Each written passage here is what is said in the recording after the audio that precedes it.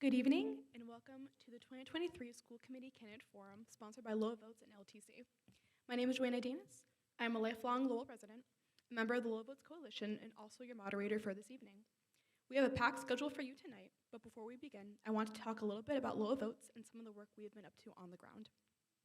Lowell Votes is a nonpartisan grassroots coalition working to increase civic education, participation, and government accountability in the city of Lowell. We offer a series of civic education trainings, including CERT, an emerging candidate training program for those looking to run for office. We also produce and distribute educational materials about local democracy, civics, who is running, and the annual voter guide, and conduct targeted door knocking and phone banking to help increase voter turnout in neighborhoods where turnout has been historically low. This year, the coalition has been hard at work, collectively making over 4,500 calls to Lowell voters and knocking on over 13,000 doors across Lowell. Want to help get out the vote in Lowell? Sign up to canvass with us on our link tree at Lowell Votes or on our website at lowellvotes.org. Now let's get to the forum tonight. All questions asked in this forum were generated with resident input and part in an extensive effort to make voting easy, interactive, and fun. A note to the purpose of this forum is to provide a platform for residents to engage with their candidates on issues that are important to them in order to make an informed decision at the polls. This is not a debate. We ask that audience members joining in person be respectful. Clapping is welcome, but heckling will not be tolerated. With that, I'll pass it over to our candidates and open up the floor for candidate introductions and opening statements. Candidates will get 1 minute each, and we will start in alphabetical order. And we'll start with candidate Fred Bahu. Good evening. My name is Fred Bahu,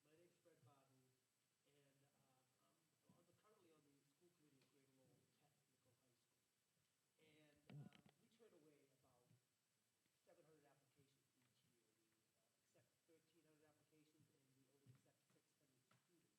the school committee at Greater Lowell Technical High School. And we turn away about 700 applications each year. We accept 1,300 applications, and we only accept 600 students. With that being the case, we're turning away several hundred annually, and that's sort of an issue. It's an issue to me. So I find it pretty important that we start vocational programming over in Lowell Public Schools and Lowell High School. I think vocational programming will get some students that have been denied to stay in school because they're doing something with their hands, and I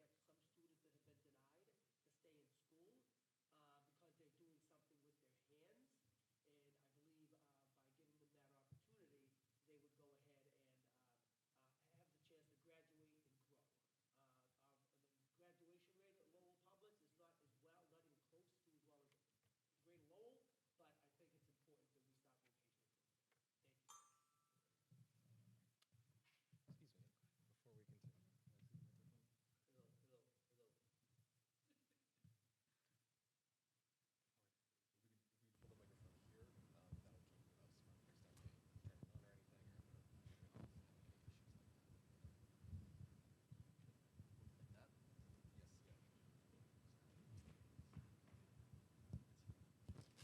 Hello?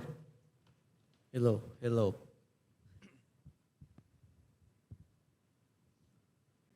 Hello. My name is Dominic Lay, and I am serving on the Lowell School Committee on my third term now. So I want to thank everybody who has put trust in me and voted for me in the past and allowed me to serve on the committee. I did the best I could to help families, students, everybody to have a good educational experience. Want to thank Lowell Vote and LTC for putting this together. So I'm here today. Just want to express my gratitude, and also want to take the opportunity to ask you to give me to continue your support in November. So thank you.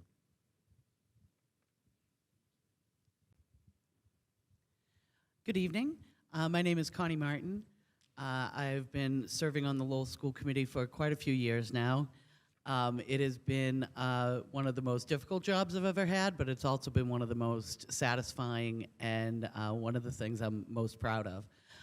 Having the opportunity to be part of the decision-making for charting the course for our educational system here in the city of Lowell is of the absolute utmost importance for any kind of forward progress that our city's going to have.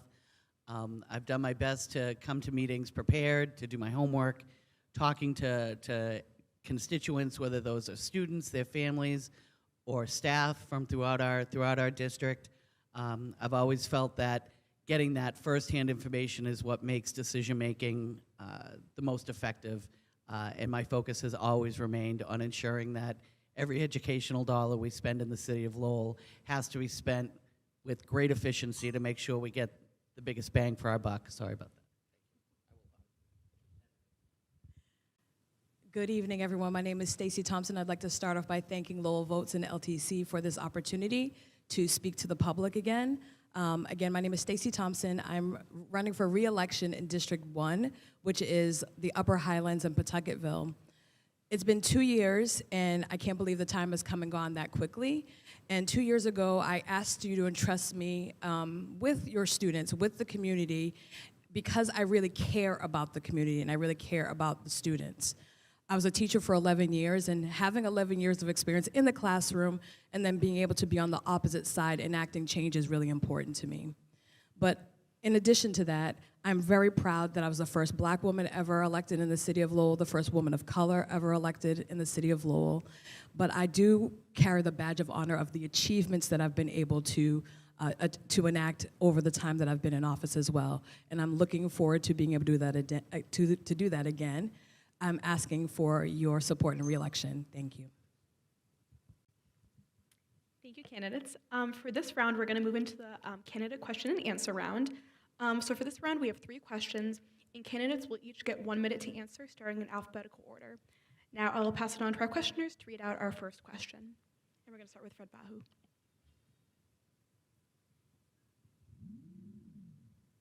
What do you believe are the primary responsibilities of a school committee member, and what do you hope to accomplish if elected? Well, the primary responsibilities are budget, to go over the budget and make sure that we are using the budget, using the monies wisely so that we can educate all of our students and our children. Our second job is to do the policy.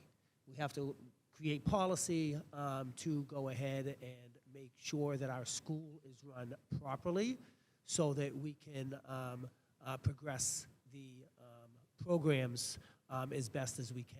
And the last thing that we are to do is to elect a superintendent of schools. And superintendents, of course, is the leader, and the leader is how the overall school district operates. So it's important to hire a good superintendent.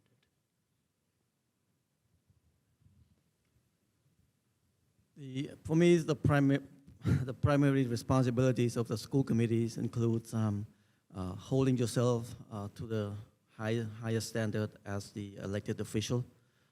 We have responsibilities, as Fred had just mentioned. So we don't want to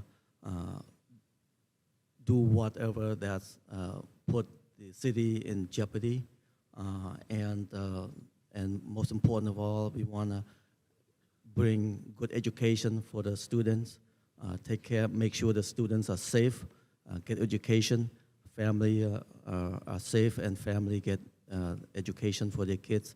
And also, we want to be the role model for the children. Kids growing up, they will see how you behave, how you act, and that's important. Thank you. Well, I do think that, we've heard listed kind of the statutory responsibilities that the school committee members hold in terms of budget policy and managing the superintendent. But I do think that beyond that, certainly our most fundamental responsibility is ensuring that every student who's sitting at a desk in the Lowell Public Schools is getting the most rigorous and intense education that we possibly can give them. I think ultimately the fortunes of our city rise and fall based on the quality of education that happens in every classroom in our city. And the responsibility of the school committee is to ask questions, perhaps most importantly, ask difficult questions to ensure that, again, everything that's happening in this district is done with students' futures in mind. Thank Being the last one is a little difficult because you're kind of already hearing what's being said. But what I will say is obviously, budgeting, superintendent oversight, things that that deal with policy. Those are important things. But I think what we also have to remember is that the reason why I joined the school committee was to ensure equity, which means that every student gets what they need. And I think that that's a really important thing. And if you lose sight on that, all the other things don't really mean much. So it's so important that we have that equity in every school, in every classroom, that all the students are getting what they need, but also to empower the young people. I think that to listen to our young people to see what they need and what they want is a telltale sign of a really good and a strong school committee member. And so I think that that's really what the job entails. We're going to move on to our second question, and we're going to start with Dominic Lay. How will you work with the city to ensure safe and accessible school facilities that are suitable for teaching and learning? If you have followed the school committee meetings, you have seen that some schools, some buildings have molds, and that's not safe for the teachers and students. The city have responsibilities as the landlord of the building. We as schools we are the tenant of the buildings. So we should be working with the city each time we know that something's not right. We ought to notify the city right away and find a way to fix it as soon as we can in order to provide the good learning environment.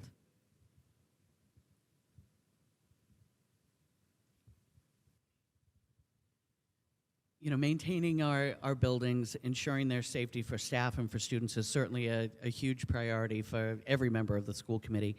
Again, we are tenants. The city is responsible for those buildings, but I think that this committee has taken it upon itself, particularly during this period of time where ESSER funding has been kind of a huge boon for the district, that we've recognized that this is kind of a one-time opportunity for the schools to have those kinds of funds to put towards these investments. This committee has moved forward to bring additional modular classrooms to the Rogers STEM.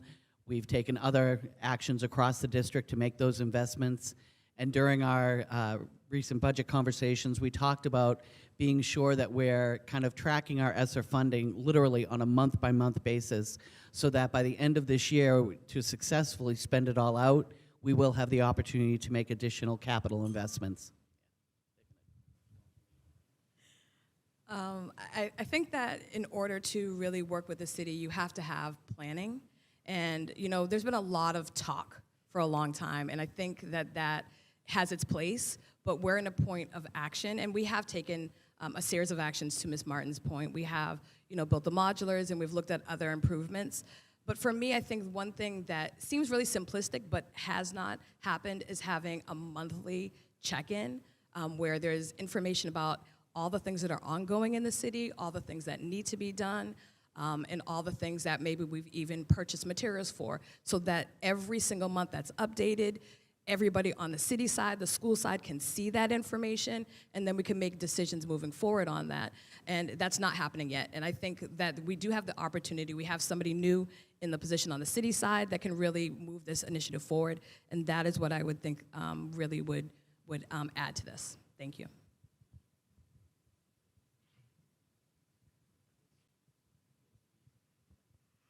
At Greater Lowell Tech, we have a director of facilities. And I would think that that's important to have, a director of facilities that can work with the school system as well as with the city, because it's the city, they are the city's buildings, and the school has to go ahead and have those buildings upgraded and upkept to a place that is safe as well as conducive to learning. At Greater Lowell Tech, when we did a $65 million building project, I attended, we had project manager meetings monthly, to Stacy's point. And monthly meetings with the project managers are extremely important because we can oversee the building of our new high school. It's important that we develop a monthly meeting schedule so that we can identify with what the building's facilities are looking like daily. So we're going to move into our last question for this round, and we're going to start with Connie Martin. Though Lowell has one of the most diverse student bodies in Massachusetts, state data shows 90% of full-time teachers in the Lowell Public Schools are white as of the 2021-2022 school year. Black, Asian, and Hispanic instructors make up just 4%, 1%, 4%, and 5% respectively. What is your plan to recruit and attract more diverse staff throughout the school system? Well, I think this is obviously something that has been discussed at great length by this committee and working with the administration, and I think it's very clearly recognized as a challenge that we need to take very seriously. I think some of the actions we've taken in terms of recruiting at some of the southern-based colleges and universities have brought some additional diversity into our teaching staff. I've always felt that one of the best ways to grow that staff is to do it internally. We have a cadre of paraprofessionals who work throughout the district, and they really do represent a broad swath of different backgrounds, and they are very familiar with our students, with our city, and making the investment to take them through teacher training, taking them through getting bachelors, getting their MTELs, getting their licenses. I think it's the best way to be able to build that cadre of professionals. Thank you. This question is really important for me. It's one of the ones that I, when walking in, knew there was an issue. A lot of parents and students have spoken to me specifically about wanting staff that looks like them, wanting to have that experience. We have done recruiting in HBCUs, which are the historically black colleges and universities. We've done that. We've done, expansive offerings in different backgrounds, in organizations of different backgrounds so that we were getting kind of a full breadth of that. But I think also in addition to that is we really need to look at our HR professionals and make sure that they have the tools that they need. We sometimes kind of skip over that portion, and I think we need to look at who we have in HR. Do they have the tools and skills that they need? In addition to that, upskilling our paraprofessionals, because we do have fantastic paras, and how can we move them forward? And then last but not least is really looking at our young people, looking at our students that would like to become teachers and then helping them along that pipeline, which we are doing.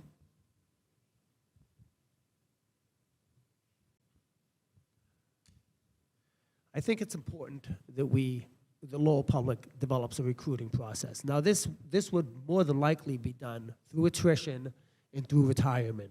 So as teachers begin to retire and leave, it's important that we are raising students that actually go to Lowell High School to become teachers. So we could start the recruiting process right in the classrooms and identify what students would like to go ahead and do with their careers as they move on.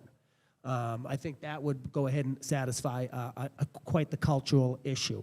I think that it's important that we do use the paraprofessionals. At Greater Lowell Tech, a lot of our paraprofessionals become school teachers, so we have professional development chances for them to go ahead and better their education, and we help fund their education.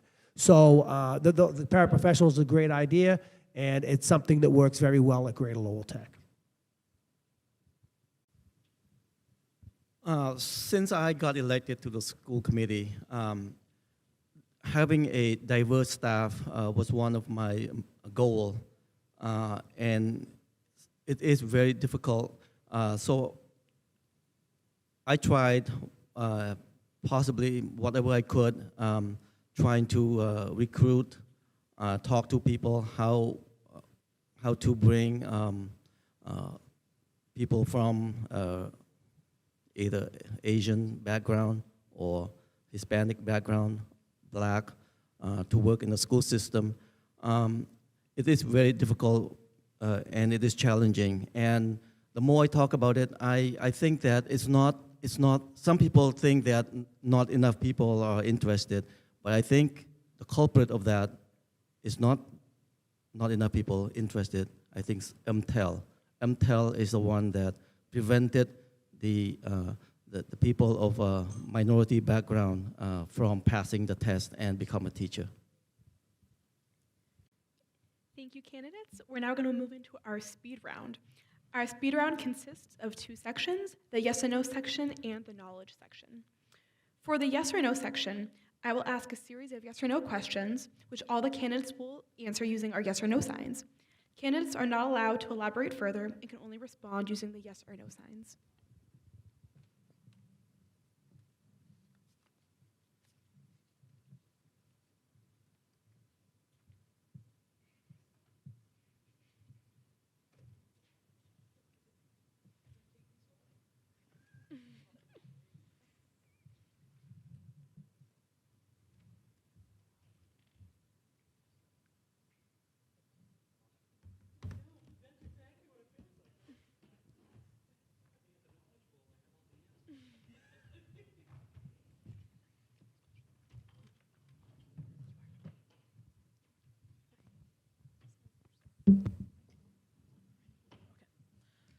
Mental health support is consistently listed as a top priority in community needs assessments. Okay. Mental health support is consistently listed as a top priority in community needs assessments. Would you support increased funding for mental health services in our public schools?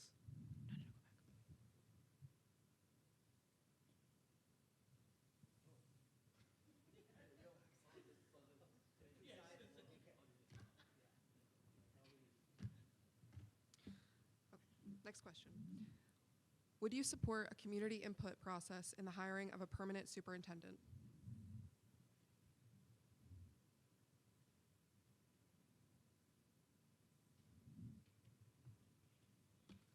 In recent years, several cities in Massachusetts, including Worcester and Somerville, have chosen to remove school resource officers from public school buildings. Do you support school resource officers in schools?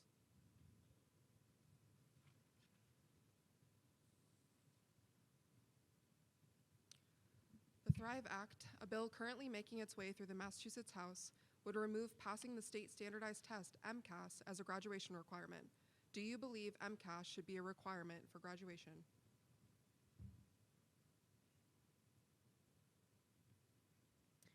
All right, thank you. That concludes our speed round. So we're going to go into our knowledge round. For the second and final section of our speed round, the candidates will put their knowledge of Lowell to the test by answering a series of questions about the demographics and people of Lowell. All candidates will answer every question by writing down their answers on their whiteboard.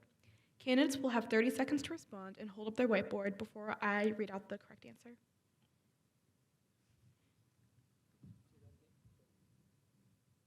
you want me to repeat it? Yeah, I'll repeat one more time. For the second and final section of our speed round, the candidates will put their knowledge of Lowell to the test by answering a series of questions.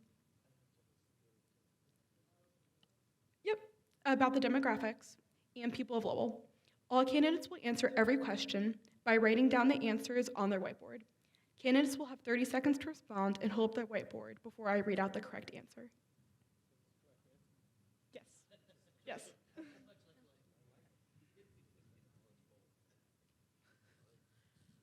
What percentage of students in LPS are multilingual learners?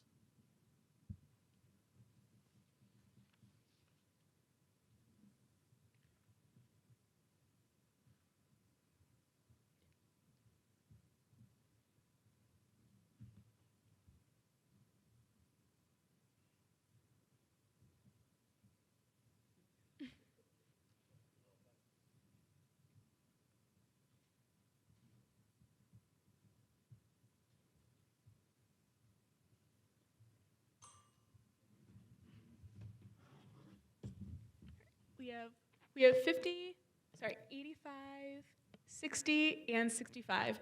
The correct answer is 29%. There should be napkins.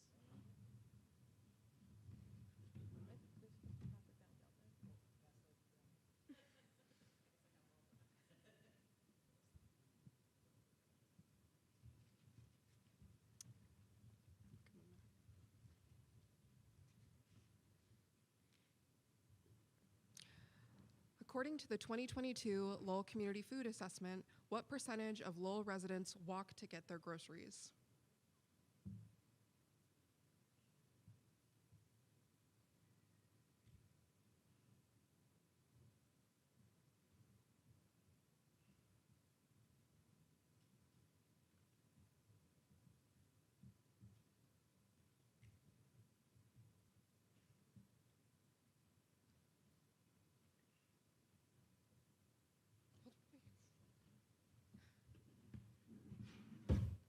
All right, we have 12%, we have 10%, we have 25%, and we have 32%. The correct answer is 30%.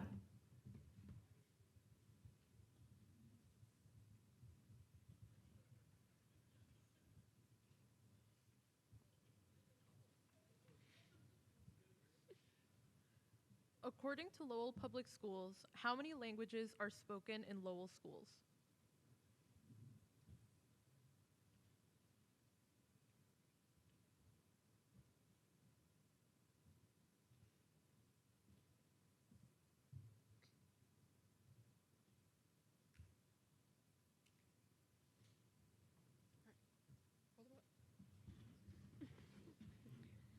We have 24, we have 71, we have 73, and we have 70. The correct answer is 72.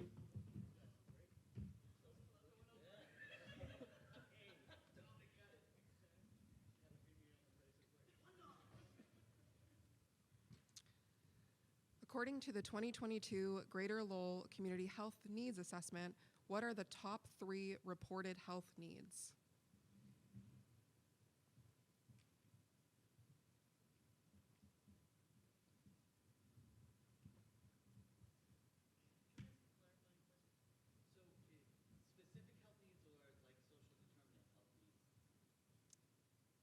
Social determinant health needs.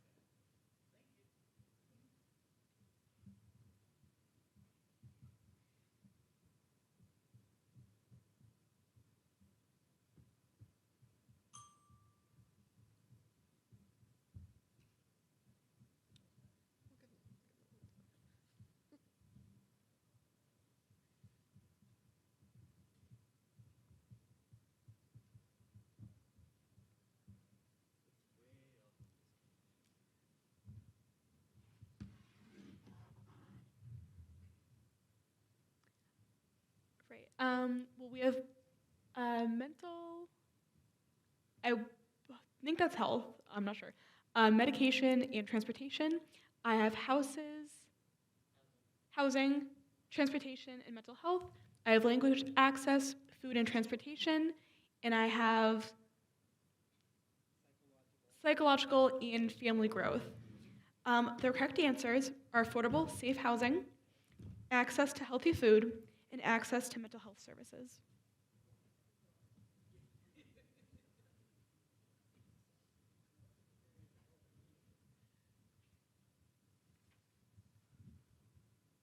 What percentage of voters aged 18 to 24 voted in the 2021 municipal election?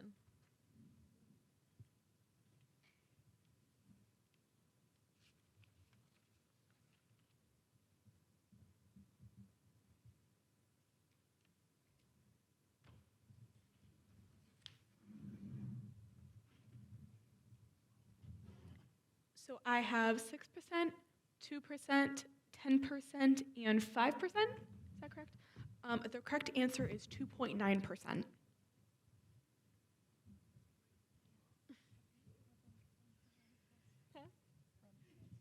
Round of applause. Good job.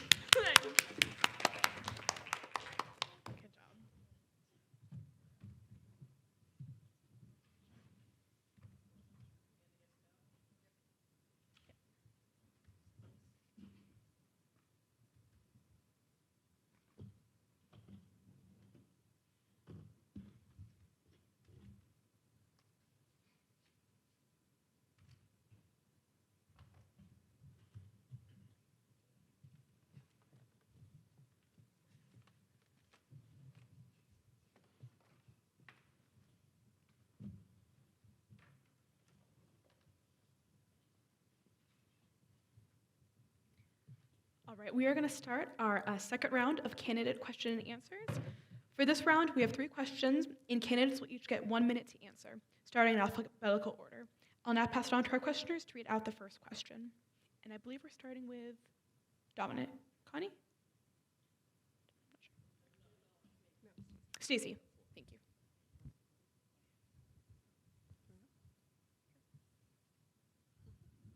According to Lowell Public Schools' latest McKinney-Vento report, 1 in 10 students are experiencing houselessness in Lowell. How do we ensure every student gets the same educational opportunities regardless of housing status? This is an excellent question. I've actually asked for disaggregated data surrounding our McKinney-Vento students. In full transparency, I would have been what would be considered a McKinney-Vento when I was in high school myself. So I think what it is making sure that these students understand their rights, understand how they can move forward.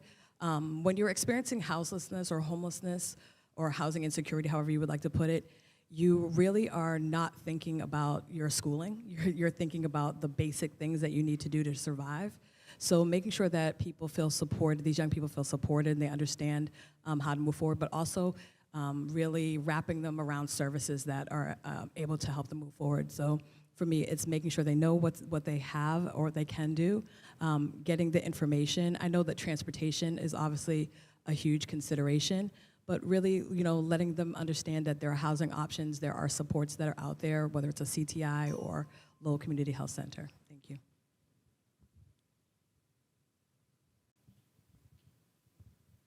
We need to offer our students full support in understanding what their needs are. And that would come with the guidance office, and that would come with their teachers. It's important that we make them feel comfortable, and they are peaceful at school. Some things that we could offer, which I know is not being offered, would be maybe some laundry facilities, because realistically, if you don't have a home, then you may not have clean clothes. So would it be possible to give them a laundry card and let them, have their laundry taken care of in the building, where they don't feel like they're in a lesser situation with than other students? It's probably important that they feel comfortable in their self and in their clothes. I think being a student and homeless at the same time put you at the disadvantage right away.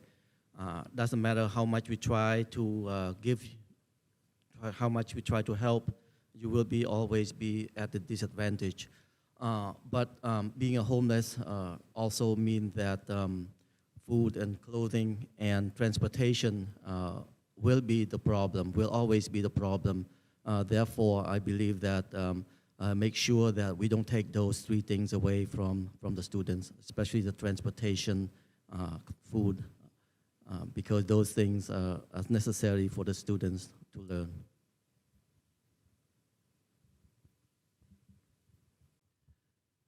I do think that we all recognize that for our students and families who are faced with homelessness, it is a profound crisis for any family facing that situation. McKinney-Vento certainly requires us to ensure that transportation needs are met, but I think in the Lowell Public Schools, our McKinney-Vento staff have been really adept at ensuring that they're making connections for students. I just by way of my day job, I know that the McKinney-Vento professionals are very well connected with organizations like Community Teamwork, like the Lowell Community Health Center, like Katie's Closet, and they do a really exceptional job of ensuring that not only are they helping those students get what they need so that they can be comfortable and successful ultimately, but they're really looking at the full family, which is ultimately what will bring those students to success.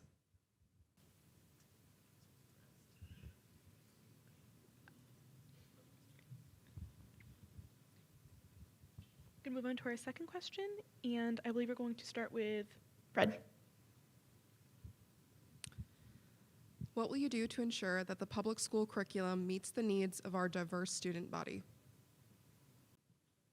Well, I'm running on that platform. I think it's important that we have a Latin Lyceum and an advanced placement program as well as college placement programs in Lowell Public Schools.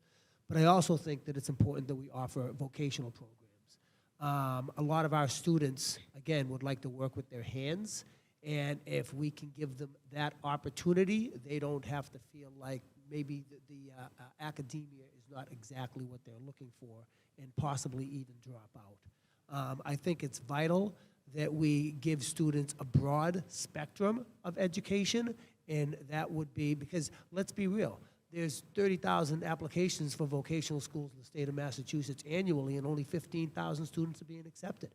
So this is something that we should offer, because this needs to be from the top down and the bottom up, and everybody has a full opportunity. That's a tough question. I think Mr. Bahu is correct that hands-on education is necessary for students, but also for the curriculum that we have right now for diverse students here. History, teaching them correct history is important. Teaching them the culture is important. So I think that if we strengthen the history department to teach everything that's correct, teaching everything to our students is important. So we should also not to like I said, not to disregard the culture part. Thank you.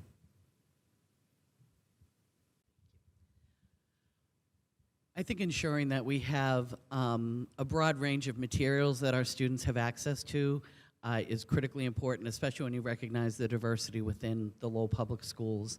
Investments have been made in kind of some of the, I'd say, low-hanging fruit. You know, we made major investments in our leveled libraries, ensuring that there were authors and topics and kind of the different kind of areas that were in the more, I don't want to say fun, maybe not be the best word, but the real engaging reading that we're trying to get our students to do, ensuring that they have a range of options that really do represent their background, their cultures. And I think we've also made similar moves in terms of investments in math, our math curriculum, to ensure that all of our math curriculum includes a great deal of manipulatives and project-based work, which allows students with different strengths to be able to get the most out of the curriculum. I think that by acknowledging that just because we've done it for a long time doesn't mean that we need to continue to do it the same way. And I think that there have been moves to enact that. I'm very proud that I was able to get a financial wellness program in the district. I think that that's an important step in, you know, shifting the curriculum and making sure that there's a change that needed to happen within the schools. But I also think it's really important to do things, to Mr. Lay's point, to make sure that the history that we're having our young people learn is full and complete history. And so we've really kind of honed in on that, and we've gotten a lot of books that really speak to the different cultures, whether that be in ELA classes or in history classes, which is really important. We've also made sure that we're considering language and how language is a part of culture and how that needs to be included in what we're doing. But we've also made strides in our pre-K program. So, and I think really investing in that and the youngest of our citizens has been really paramount. Going to move on to our third question, and we're going to start with Dominic Lay. Earlier this year, former Chief of Schools Liam Skinner was voted in as interim superintendent of Lowell Public Schools. What are your top considerations when hiring a superintendent?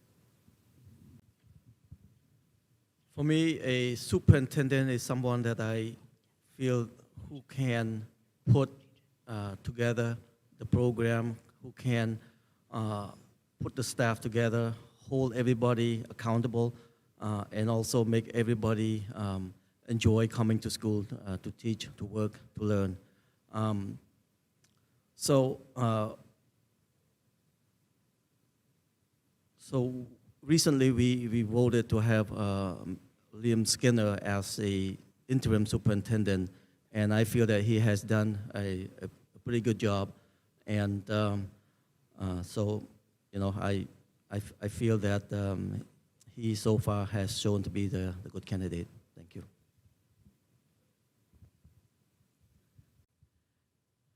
I've had the good fortune to work with a number of different superintendents over my time on the school committee. Each one has taught me different things, and I'm grateful to all of them for the time they've taken to help me learn to be a better school committee member. Ultimately, what I will always look at in terms of the qualities I'm looking for in a superintendent, I want someone who is absolutely committed to high quality curriculum, someone who recognizes the importance of the front of classroom staff investing in the classroom, ensuring that our teachers have what they need and that we are constantly providing them with updated curriculum, professional development opportunities, and then finally someone who really recognizes that they serve at the will of this community and that having a real relationship with parents and families and students needs to be what drives really all of their decision making.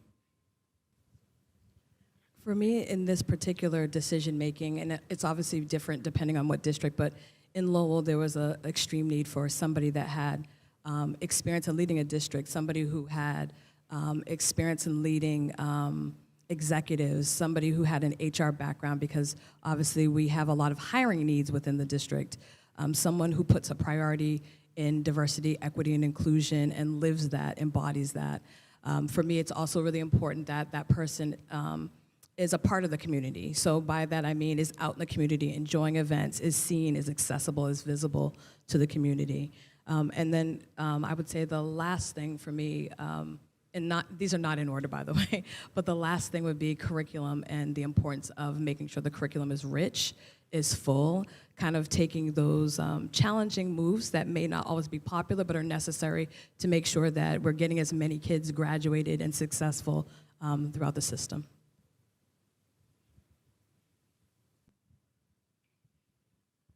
Well, firstly, and I heard a number of panelists say this, is we need a true leader. We need a person that knows how to lead not only staff and curriculum, but knows how to go ahead and have budget experience, because Lowell has a $290 million school budget. And if you're going to be leading that district, you need to be able to spend that money wisely. We need a person that basically lives in the area and understands our demographics. Over at Greater Lowell Tech, we have a superintendent there who shops at the local supermarkets, who's lived in Lowell for over 20 years. We have somebody that understands and knows the people within the community and will have conversations with them when they're in the market or wherever they are throughout the city.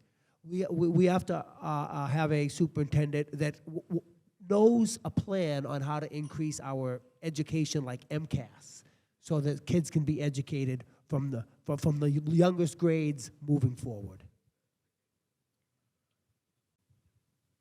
Thank you, candidates. We're going to start with our closing statements.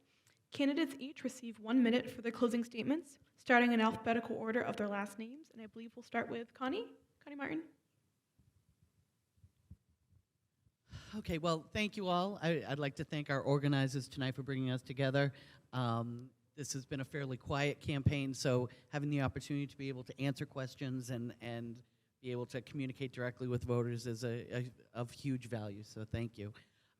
Thank you to our translators tonight, and thank you to everyone who came out to listen. I'll simply say, again, having served on the committee for many years, I remain today just as ambitious for our district, just as committed to asking difficult questions, and I recognize today, as I did the first day when I started on the committee, that there's no other job here in the city of Lowell that can have a greater impact than ensuring that our educational system is serving our students and serving them well. I'd like to start out by thanking everyone who was a part of keeping and having this event or holding space for this event tonight. Again, my name is Stacey Thompson. I'm running for re-election in District 1. I am the only candidate that is running for re-election on the school committee side, and I'm doing so because the same reason why I started is the same reason why I'm asking for you to support me in continuing my journey. I believe in educational excellence, empowerment, and equity. I have done a lot of great work, and I want to see it through. I've been able to enact a dashboard transparency program for all of our students that have been bullied and all of our students that have faced issues with racism and discrimination in the district. I've been able to get, as I said, the financial wellness program off and running, and I know from speaking to my counterparts that they've said we've been trying to do that for the longest time, so I'm really, really proud of that. But again, I need your support. I need for not just to be the first Black woman in office, but to be the first woman that gets to continue doing this great work. So thank you so much.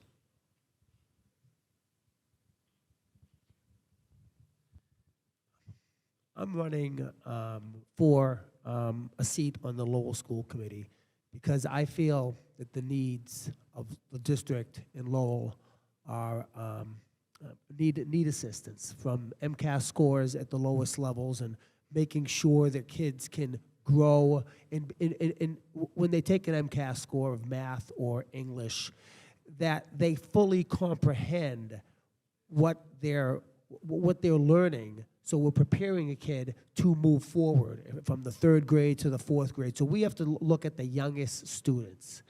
It's important that people keep an eye on what's happening with the building, and we need a building committee that's going to get our buildings up and running. And we want to make people want to move to the city of Lowell. And if you want to move to Lowell, it means that your education is strong. So we need schools that are going to graduate more students, and we need to offer the best programming. My name is Fred Bahu, and I ask you for your vote on November 7th. Thank you. My name is Dominic Lay, and I am running for re-election, representing the Acre and the Lower Highland. So I want to, again, express my thanks to LTC and Lowell Vote and everybody here that spent time with us. Thank you, everybody at home, for spending time with us. So I just want to thank you for your support for the last 3 elections, and I am here to ask for your continued support and ask for your vote on November 7th. Thank you. All right, wonderful. That concludes our programming. Thank you to everyone who came out tonight to join us in person and to those who are joining us virtually. I also want to thank all the candidates for showing up tonight, the Lowell Telemedia Center, and our partners for their support in helping put this event together. Election Day is Tuesday, November 7th. Early voting will take place October 25th to November 3rd in the Mayor's Reception Room on the 2nd floor of Lowell City Hall. For information on how to vote by mail, you can visit the Lowell Votes website at lowellvotes.org. You can check your polling location at the Secretary of State's website at Where Do I Vote, MA. This is the 3rd forum in our Candidate Forum series. Our next forum is on October 26th at 6:30 with City Council candidates from Districts 1, 2, 4, and 5. You can join us in person at LTC or on local access on Channel 8 and 26. You can also find a recording of this forum, as well as a recording of our previous City Council at-large forum and City Council Districts 3, 6, and 7 forum on LTC's YouTube at LTC Lowell MA. Thank you again for joining us, and have a great evening.